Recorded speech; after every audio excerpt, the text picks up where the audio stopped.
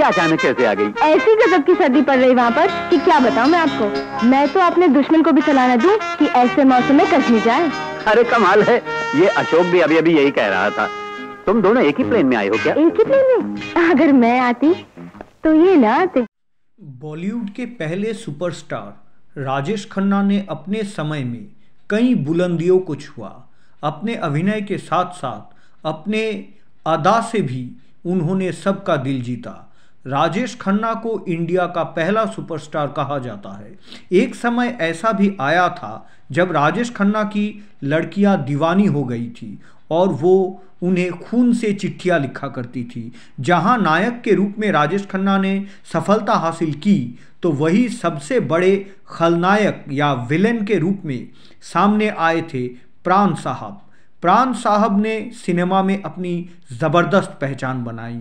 प्राण साहब विलेन की भूमिका में कुछ इस तरह से ढल जाते थे कि लोग उनके नाम से ही कांपने लगे थे। लेकिन सबसे अधिक लोगों को इस बात का आश्चर्य होता है, हैरानी होता है कि आखिर राजेश खन्ना और प्राण साहब इन दोनों को एक फिल्म में कास्ट करने से प्रोड्यूसर या निर्माता क्यों घबराते थे।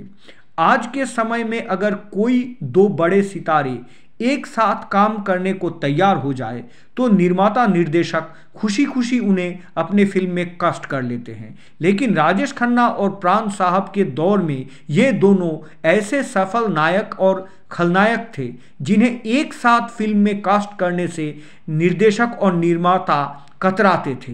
हालांकि इन दोनों ने बड़े पर्दे पर कई सफल फिल्मों में साथ काम किया, लेकिन इसके बावजूद निर्माता ये नहीं चाहते थे कि ये दोनों साथ में दिखे।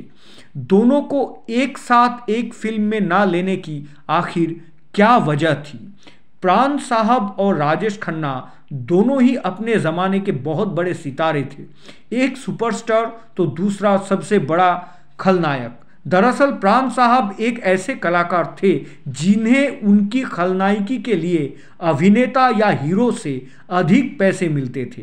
प्राण साहब का कहना था कि जो रौब और बात खलनायकी में होती है वो बात नायक बनने में नहीं होती। प्राण साहब के अलावा राजेश खन्ना भी अपने ज़माने में सबसे अधिक फीस लेने वाले एक्टर थे।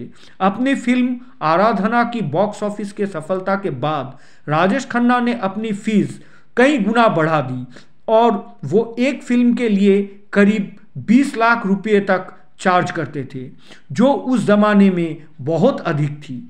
अधिक फीस होने के बाद भी निर्माता अपने फिल्मों को सफल बनाने के लिए राजेश खन्ना को कास्ट करते थे।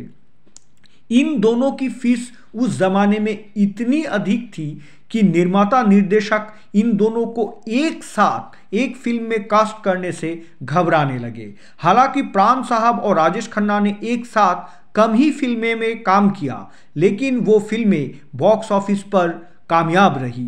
लेकिन इसके बावजूद भी निर्माता इन्हें एक साथ एक फिल्म में नहीं लेना चाहते थे। उनका मानना था कि अगर इन दोनों दिग्गज कलाकारों को एक साथ एक फिल्म में लिया जाता था तो फिल्म की लागत या इन्वेस्टमेंट काफ़ी बढ़ जाती थी और फिल्म का बजट भी उन्हें बढ़ाना पड़ता था। फिल्म का बजट हिला देते थे राजेश खन्ना और प्राण साहब। हालांकि राजेश खन्ना और प्राण साहब के आपसी संबंध बहुत ही अच्छा था। दोनों एक दूसरे के बहुत इज्जत करते थे। रिपोर्टर्स के मुताबिक जब फिल्म सौतन की शूटिंग चल रही थी तो उस दौरान राजेश खन्ना का फिल्म के निर्देशक सावन कुमार से झगड़ा हो गया।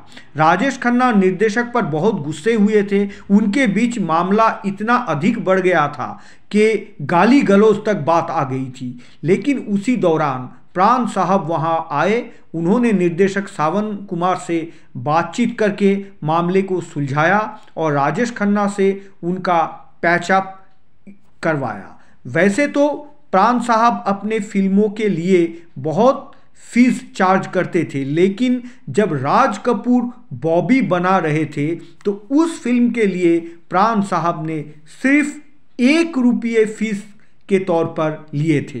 निर्माता निर्देशक भले ही उस समय राजेश खन्ना और प्राण साहब को किसी फिल्म में एक साथ कष्ट करने से घबराए, लेकिन इस बात को बिल्कुल भी नज़रअंदाज नहीं किया जा सकता कि इन दोनों ने जिस फिल्म में भी नायक और खलनायक की भूमिका निभाई वो सुपरहिट साबित हुई।